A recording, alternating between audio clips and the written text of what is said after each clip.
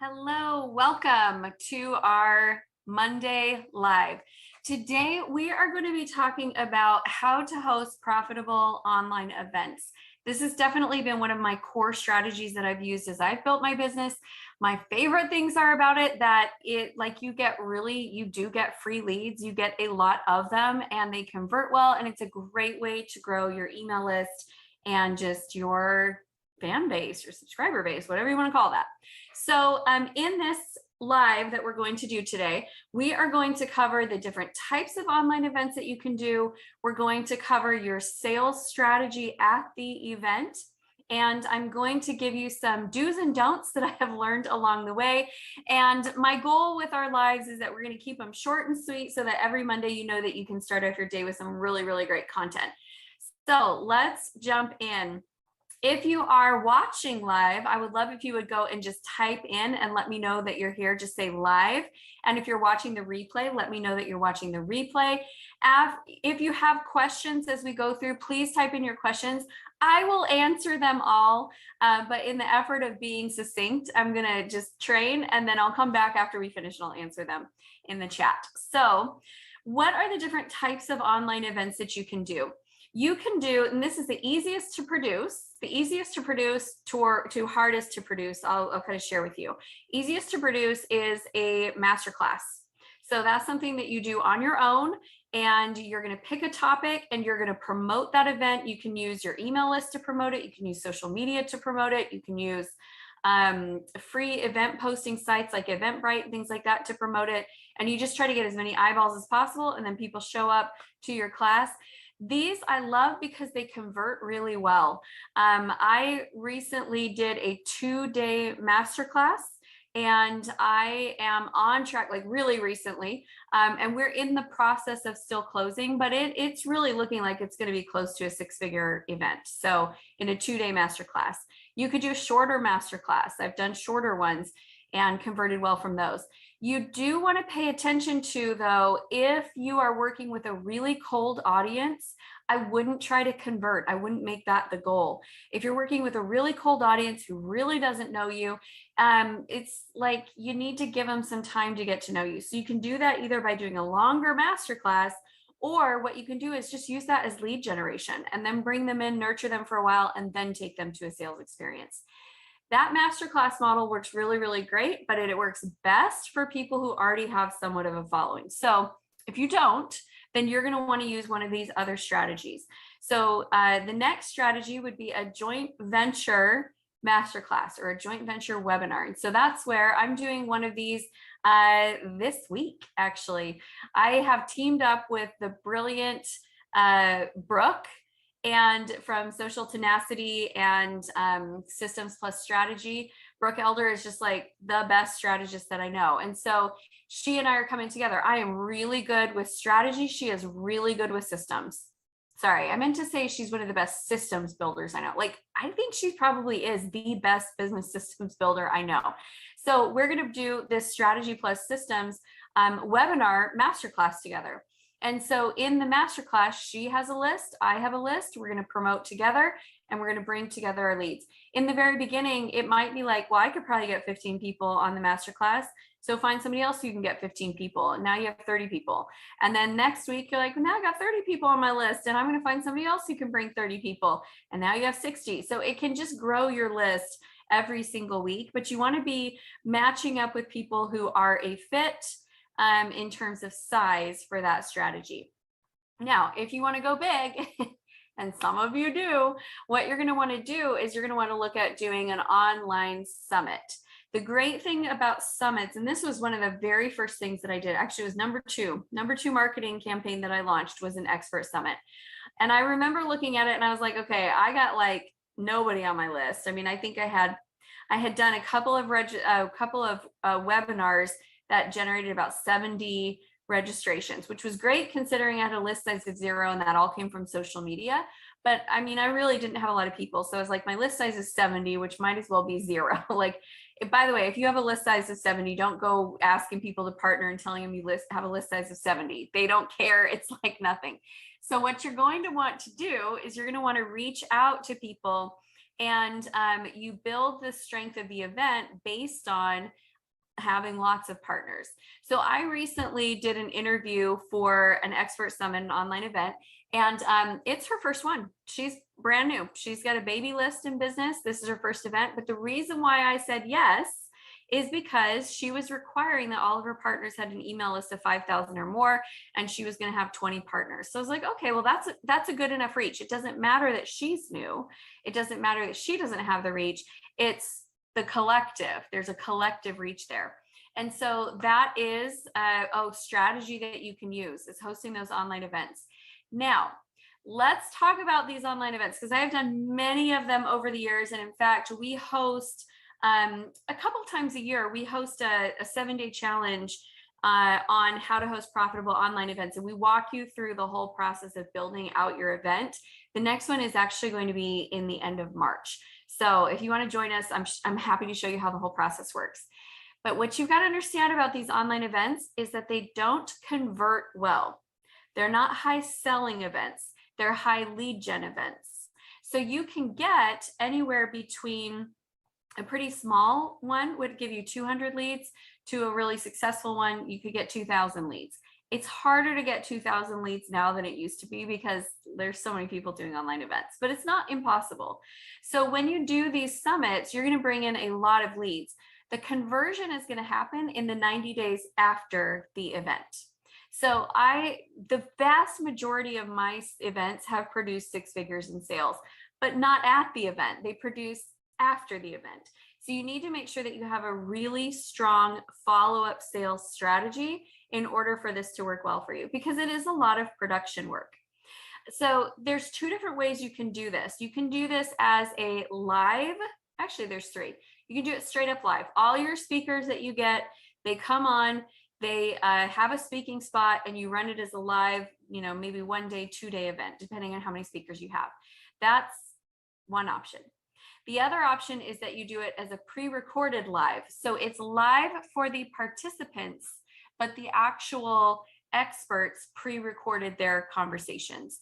And so to do that, you have to have a platform. You can't necessarily do that well in Zoom, but you could use like AirMeet, which is the platform that I use for my events. I just like the platform, we do ours straight up live, but I just really love the platform and it works well for that.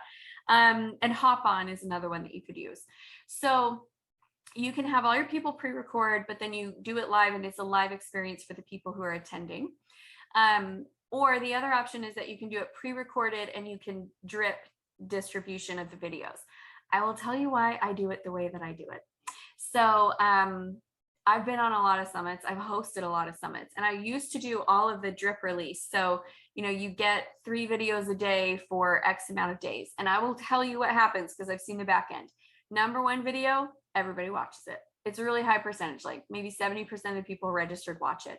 Number 2 video drops in half. Number 3 video drops in half.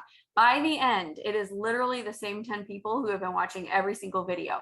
So the reason that I don't do that is because in these expert summits, you're asking your partners to promote, and they are promoting your event for free to their list that they have worked hard to build because they want to get new leads. So if they're day 14 in the release, they're not getting new leads, but they did the same amount of promotion work as somebody who was on day 2. So I don't like doing it that way anymore because it doesn't produce the results that I want. I want my partners to love being a part of my events. I want them to be asking, when can I come back on again? Because they got a lot of leads and they got good conversions. And that only happens if we set it up in a way that is not just for me, but it's also for them. So that's how you can host the different types of online events that you can host. Let me tell you the most important things. I want to get these most important things in. Number 1, most important thing is choosing the right partners. That's the number 1 thing. Sometimes we think that getting somebody who's like famous in our industry is going to be the best thing to do. It's actually not, because sometimes those big name speakers, they don't want to promote your event because they're too big. I'm not judging, right? I'm not judging. I get it. They have worked hard to build their business. They have built up this empire and they have earned the right not to have to pitch everybody else's stuff. And they get to just add value because of their name. But if you fill up your event with those types of people, you have very, very, very low registrations. And then as the event organizer, it's embarrassing because you got all these big name people and nobody's actually showing up for your event. So who you really want are people who are hungry for leads and promotion. And they know that by promoting something that there's a lot of people in, they'll get more interest and traction than by promoting something that is just them. So that's who you want. You want people who are hungry. Should you create a list size requirement? Yes, but I will tell you that sometimes the people with 25,000 people on their list, it's because their list is fat and unengaged. They don't clean up their list. So I don't want you to get like, oh my gosh, glitter in my eyes because, I've got somebody who has 30,000 people. I've had people who are like, I have 50,000 people. And I'm like, but you couldn't produce 10 registrations? Like, that doesn't make sense. That does not line up at all. So sometimes the people who have like 2,500 to 5,000, they really, really, really want to grow their list and they will be very engaged partners. So it doesn't have to be all huge lists. Now, if you want to have people with small lists, just know that they're going to bring in small registrations.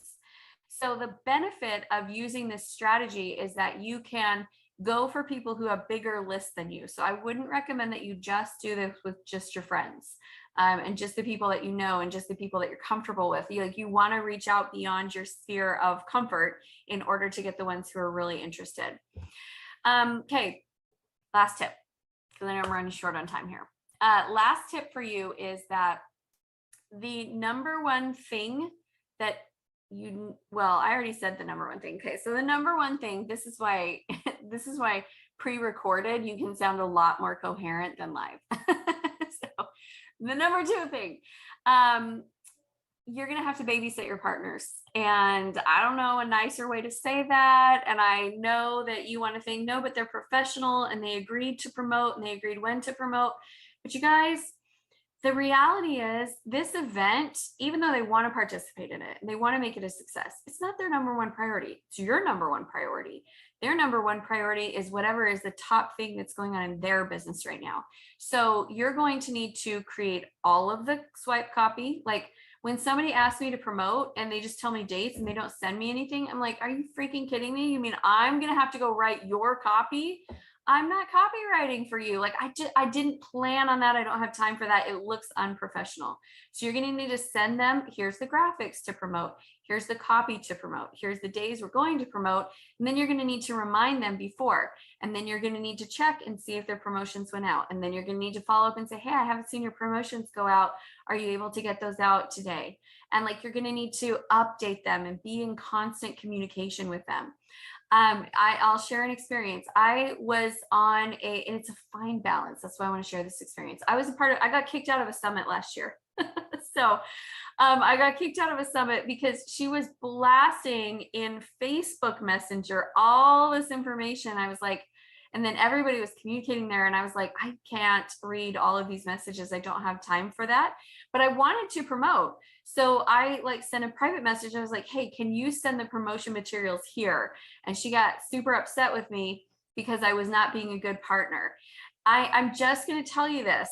Your partners are not 100% focused on your stuff. It was really interesting for me to experience it from that side, because usually I experience it from the other side, which is my team being like, why are they asking me where this stuff is when I've sent it to them 5 times? And I was like, oh, okay, this is what it's like on both sides, right? So you feel like as the promoter, I've sent this stuff so many times, why won't they just promote? And them as a person, they're like ready to send it when they're ready to send it. And they want it to be easy and accessible to find. And I searched through my email, I couldn't find it. I looked at that thread and I was like, there's no way I can read through all of this. Can you just send it to me? And I got kicked out of the summit for being a bad partner. So I understand on both sides of what this is like. You just have to be prepared to be really hands-on with your partners, make it really easy for them to promote, make it really simple, answer their questions. Don't get frustrated that you have to babysit. It's part of the game. It's just part of the game. So should you be doing online summits? Heck yes. I love online summits. I think they're one of the best ways to grow your lead list fast. and they do convert well. My very first summit that I ever did, my list size went from like 70 people to like 570 people because we had 500 people register, and I didn't have that many partners. I didn't have a list. I wasn't established, but all of a sudden now I had a 500 person list. So then my next summit, I could go after even bigger people.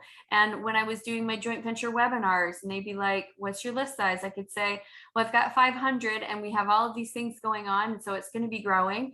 And it just opened a lot of doors for me. So I do recommend it. If this has been helpful, go ahead and just type helpful down below. And please do ask your questions. I promise I will answer everyone. I'll come back into the chat and check those out and make sure that I answer for you. So thank you.